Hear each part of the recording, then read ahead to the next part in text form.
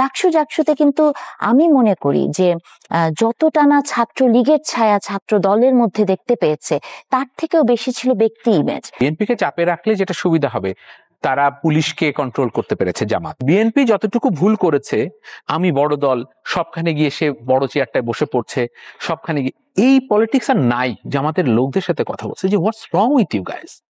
ওরা আমাকে বলছে বিএনপিকে তারা মনে করে যে 21 বার বিএনপি 21 বার জামাতের সঙ্গে বিট্রে করছে, আর তারা সুযোগ দিবে না এবং আর কোনো মহব্বত তাদের হবে না। সবাইকে নিয়ে রাজনীতি না করতে পারেন, বাংলাদেশ যে মায়ানমার হবে না, বাংলাদেশ যে মিশর হবে না, এই নিশ্চয়তা কিন্তু নেই। যে বিষয়টা আসলো সেটা হলো, ধরেন এবার তো ওই যেটা মুক্তাদির রশিদ বলছিলেন যে ভোটের যে সাইকোলজি বা ভোটারদের যে সাইকোলজি, সে যেমন ধরেন আমরা যদি ডাকসু এবং জাকসু বলি, যে অনেকেই বলে যে এটা ছাত্র দলের এত বড় সংগঠন হওয়ার পরেও কেন তারা হেরেছে, তার কারণ ছাত্র দলের মধ্যে ছাত্রলীগের ছায়া দেখতে পেয়েছে।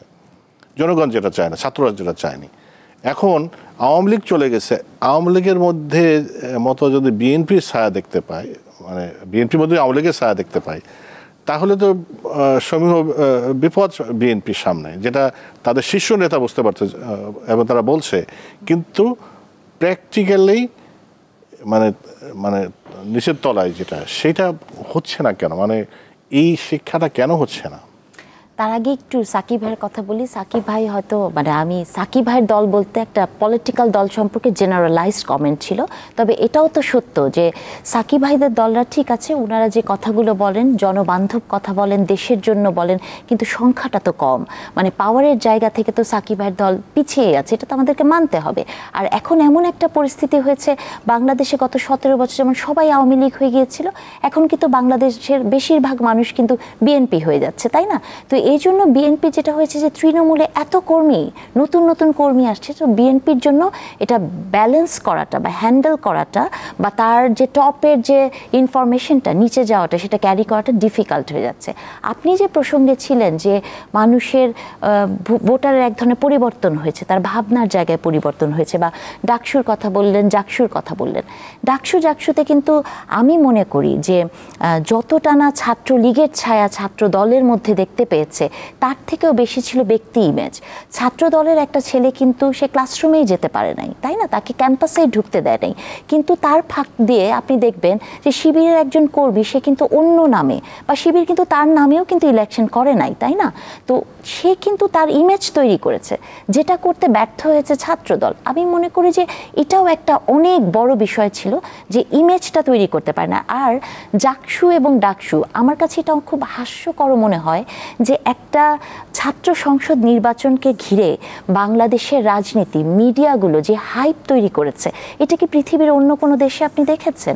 এটা কিন্তু হয় না যে একটা ছাত্র মানে সংগঠনের নির্বাচনকে এমন একটা জায়গায় নিয়ে যাওয়া হলো যে মনে হলো যে এটা জাতীয় সংসদ নির্বাচন চলছে, তাই না?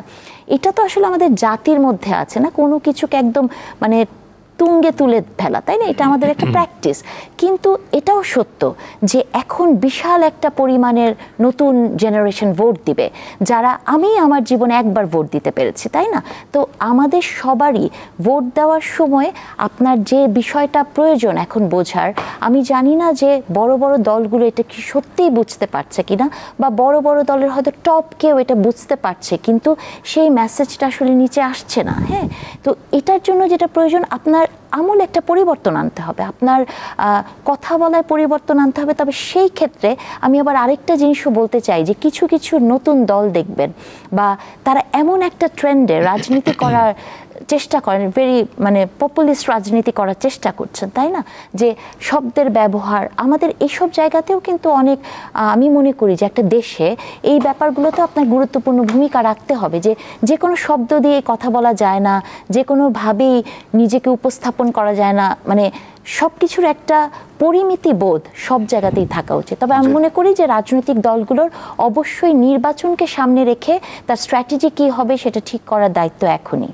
জি, শেষ করব মোহাম্মদ মুক্তাদির রশিদ। সেটা হলো এই যে বড় রাজনৈতিক দল বা রাজনৈতিক দল, ধরেন আওয়ামী লীগ যখন চলে গেল, এখন এই সবচেয়ে বড় দল হিসেবে বিএনপি, সবাই তো ধরে নিচ্ছে বিএনপি ক্ষমতায় আসবে। এরকম বিএনপিও বোধহয় অনেক সময় অনেকে বিএনপি স্যার কে আছে তাদের ভোট বেশি, এরপর জামাত আছে বা যদি জোট করে তারা তা থাকবে, কিন্তু এই সমীকরণ কি কোনো কারণে চেঞ্জ হতে শুরু করেছে? এই সমীকরণটা চেঞ্জ হতে শুরু করেছে এটা আমি মনে করি না। যেমন ধরেন একটা সিম্পল যে জাকসুতে যে ইলেকশনগুলো হয়েছে এগুলো কি পিআর পদ্ধতিতে হয়েছে? হয়নি তো, এটা একদম জেনারেলাইজ ভোট থেকেই হয়েছে। সেইখানে কিন্তু কোনো আপিল আবেদন কোনোটাই ছিল না, সরাসরি ভোট দিয়েছে তাদের ক্যান্ডিডেট। এই কথাটাও কিন্তু তারা কেউ বলেনি, অথচ তারা হঠাৎ করে ইস্যুটা নিয়ে এসেছে এই কারণে যে বিএনপিকে চাপে রাখা যায়। বিএনপিকে চাপে রাখলে যেটা সুবিধা হবে, তারা পুলিশকে কন্ট্রোল করতে পেরেছে জামাত, অনেক ক্ষেত্রে অ্যাডমিনকে তাদের কন্ট্রোলে নিয়ে এসেছে। আর বিএনপির যেটা ভুল হয়েছে, বিএনপি একটা কমপ্লিসেন্সির ভিতরে ভুগছে, সে মনে করছে তার একটা আত্মতুষ্টি, ওফ আমি মনে হয় সব কিছু করে ফেললাম। আর জামাত খুব বুদ্ধিমান একটা রাজনৈতিক দল, তারা বলছে যে আপনারা 230টা সিট পেয়ে যাচ্ছেন, এবি পার্টি বলছে যে বিএনপি তো অনেক বড় দল 230টা ভোট পেয়ে যাবে, আর বিএনপি চিন্তা করতেছে আসলেই তো আরো খুশি হয়ে যাচ্ছে। এইগুলো হচ্ছে আসলে ফাঁদ। কে কতগুলো দলে কতগুলো সিট পাবে এটা তো পিপলস ম্যান্ডেট, জনগণ তাকে কয়টা ভোট দিচ্ছে না দিচ্ছে এটা জনগণকে ছেড়ে দিতে দেন। জনগণ যদি মনে করে যে আমার জন্য জামাত ভালো, জামাত আসবে, আমার জন্য বিএনপি ভালো, বিএনপি আসবে। এই যে দলগুলোর ভিতরে কমপ্লেসেন্সি, এইটা রাজনীতির জন্য যেমন ক্ষতিকর, যেটা সবসময় শেখ হাসিনা ভুগতেন, সে সবাইকে বলতেন যে আমি খাওয়াচ্ছি আমি করাচ্ছি, এরকম একটা কমপ্লেসেন্সির ভিতরে থাকতেন। এবং দেখেছেন যে একদিনে, এবং শেখ হাসিনা 5 তারিখ সকালেও জানতেন না যে ওনার অবস্থা কি হচ্ছে, এবং তার ভাইয়ের জন্মদিন অনুষ্ঠান উনি তার আগের দিন রাতে ক্যান্সেল করতে বাধ্য হয়েছেন, কারণ মানুষজন আসতে অসুবিধা হবে। তারপরে মানে 5 তারিখে তার ভাইয়ের জন্মদিন ছিল, তার মানে এটা কেউই জানতো না যে 5 তারিখে, অ্যাটলিস্ট শেখ হাসিনার ক্ষেত্রে, যে সে জানতেন না বা তার আশেপাশের লোক জানতেন না যে উনি চলে যাচ্ছেন। তো আমার কাছে মনে হয় এই কমপ্লিসেন্সি রাজনীতিবিদদের থাকা উচিত না। বিএনপির এটা থেকেছে, এবং বিএনপি যতটুকু ভুল করেছে, আমি বড় দল, সবখানে গিয়ে সে বড় চেয়ারটায় বসে পড়ছে, সবখানে গিয়ে, এই পলিটিক্স আর নাই। পলিটিক্স এখন পুরোটা হিউমিলিটির উপরে চলে আসে। আপনি কতটা সিম্পল মানুষের কাছে পৌঁছাতে পারছেন, কতটা কাছে যেতে পারছেন, এটা তারা করছে না। তারা দেখবেন, ভিডিও দেখবেন আপনি, আমরা অনেক রাজনীতিবিদদের দেখেছি যে পাজেরোর উপরে, হুড খোলা পাজেরোর ভিতরে বসে সে হাত নাড়াচ্ছে এবং মানুষজন তার সাথে হাত মেলানোর চেষ্টা করছে। তারা ভাবছে যে এই মানুষগুলো আমাকে ভোট দিবে। ভাই, দিবে না। মানুষের কাছে না গেলে মানুষের ভোট তারা বুঝতে পেরেছে। শেখ হাসিনা জানতো যে এই ভোটগুলো সে পাবে না, এই ভোট তার না, এত কিছু করছে, তারপরে এই ভোটগুলো দিবে না। এই কারণে সবসময় তার মাথার ভিতরে হাউন্ড করতো, এই জন্য সে ভোট দিত না। এইবারও মানুষের মাথায় যেহেতু যে সে সচেতনভাবে ভোট দিতে প্রস্তুত হচ্ছে, নিজেকে তৈরি করছে এই দীর্ঘ সময়, 1 বছরের বেশি সময় ধরে, 1.5 বছর সময় ধরে, সে কিন্তু তার ভোটগুলো অনেক সচেতনভাবে দিবে। বিএনপির এখনও সময় আছে বোঝার যে এই কমপ্লিসেন্সি বলে তারা যে সবচেয়ে বড় দল গঠন করবে, সরকার গঠন করবে, এই কথাগুলো it's a part of propaganda. এবং এটা খাওয়াইছে কারা?